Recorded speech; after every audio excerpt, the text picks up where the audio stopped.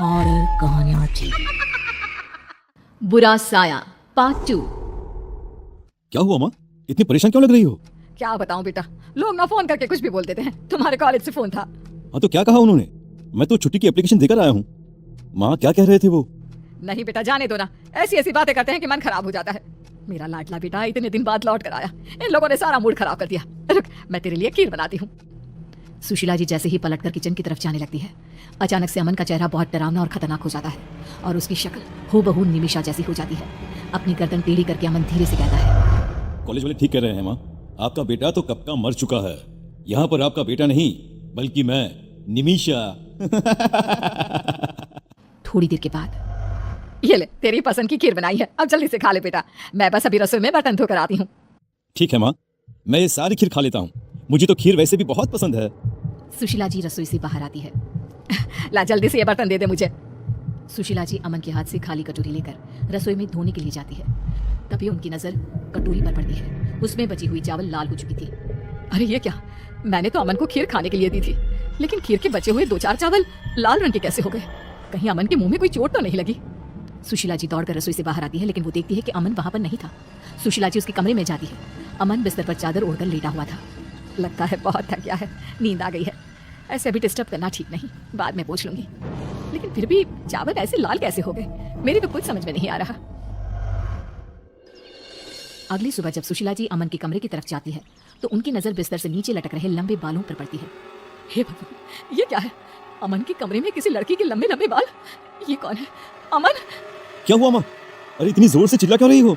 अभी यहाँ तुम्हारे बिस्तर पर किसी लड़की के लंबे लंबे बाल थे, बेड से नीचे लटक रहे थे बेटा। माँ आपने जरूर कोई बुरा सपना देखा होगा।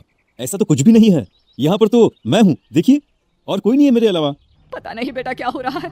तेरे कॉलेज वालों ने जब से बताया है कि आपका बेटा मर चुका है, तब से बहुत डर गई हूँ। मैं कल से बस वही सब सोचने में लगी हुई थी, शायद इसलिए मुझे ऐसा लगा होगा। तो असली बात यह है, इसलिए आप इतनी परेशान हैं। माँ मैं बिल्कुल ठीक हूँ, कुछ नहीं हुआ मुझे। भगवान तुझे हमेशा खुश रखे बेटा। पूरा दिन निकल जाता है। रात को लगभग 10 बजे सुशीला जी के मोहल्ले में जोर जोर से शोर मचने लगता है। सुशीला जी घर से बाहर निकल कर आती हैं। अरे क्या हुआ, आप लोग इतना चिल्ला क्यों रहे हैं? अरे गजब हो गया, हमारे पड़ोस में रहने वाला महेश है ना, किसी ने उसे जान से मार दिया। अरे ऐसे कैसे? लेकिन इससे पहले तो कभी इस तरह की कोई घटना नहीं हुई। किसने मारा और कहाँ मारा महेश को? अरे सुशीला बहन, गर्दन काट कर खा गया है कोई। ऐसा लगता है जैसे किसी भेड़िए का काम है। भेड़िया? इंसानों की बस्ती में भेड़िया क्या करने के लिए आएगा? ये आप कैसी बातें कर रहे हैं भाई साहब? अरे सुशीला जी वो सही कह रहा है, खिड़की दरवाजे अच्छे से बंद करके सोइए। भगवान जाने कौन सी आफत आई है अब। जानती है, महेश के शरीर का सारा खून पी लिया था उस भेड़िए ने। सूखा कंकाल पड़ा मिला है। अभी थोड़ी देर पहले तो मैंने उसे देखा था, लगभग 8 बजे के आसपास दुकान से लौट कर आ रहा था और उसके बाद अपने ही घर के बाहर इस हालत में मिला है। भगवान भला करे, ऐसा कौन हत्यारा आ गया हमारे मोहल्ले में? अच्छे से दरवाजा बंद करके सो जाती हूँ। माँ आपको डरने की कोई जरूरत नहीं है, मैं हूँ ना आपके पास। अच्छा ठीक है बेटा, तू अपने कमरे में जाकर सो जा, मैं भी जाकर सो जाती हूँ। सुशीला जी डर के मारे अपने कमरे में जाकर चुपचाप सो जाती है। अगली सुबह जल्दी उठती है और घर के काम करने लगती है। अमन अभी तक अपने कमरे में सोया हुआ था। सुशीला जी कपड़े धोने लगती है और तभी अचानक उनकी नजर अमन की शर्ट पर लगे खून के धब्बों पर पड़ती है। ये आजकल क्या हो रहा है? कहीं अमन को कोई बीमारी तो नहीं हो गई? पहले उसकी कटोरी में खून था और अब उसकी शर्ट पर खून के धब्बे लगे हुए हैं।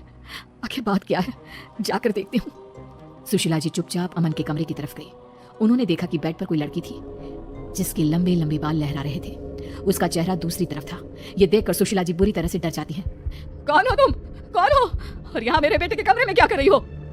तभी अचानक से वो लड़की पलट कर दिखती है। वो लड़की और कोई नहीं बल्कि निमिषा थी, लेकिन आवाज अमन जैसी थी।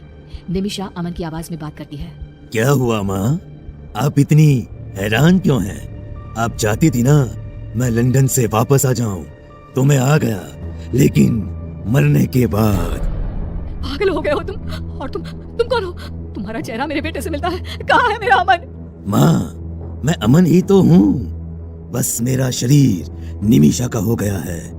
ये निमिषा मुझे लंदन में मिली थी और जानती हैं, वो मर चुकी थी। बस मेरी आत्मा ने निमिषा का शरीर ले लिया, तो अब से आपके पास निमिषा और अमन दोनों रहेंगे माँ। और इतना कहकर निमिषा जोर जोर से हंसने लगती है। ये देखकर सुशीला जी वहां से भागने की कोशिश करती है, लेकिन निमिषा अपने लंबे बालों से एक रस्सी बनाकर सुशीला जी को पकड़कर खींच लेती है। माँ, आपको डरने की कोई जरूरत नहीं है।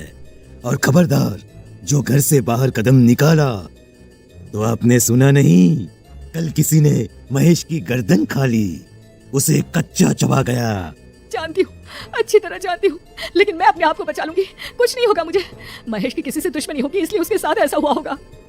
नहीं माँ, किसी के साथ दुश्मनी नहीं थी, बस मुझे बहुत प्यास लगी थी और मुझे किसी का खून पीना था, इसीलिए ये काम मैंने ही किया है।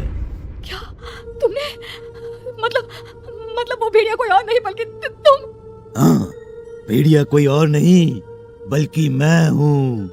और जानती हैं, मुझे अब फिर से बहुत प्यास लग रही है, खून पीने का मन कर रहा है, और आप मेरी आंखों के सामने हैं, तो मैं किसी और के पास क्यों जाऊं?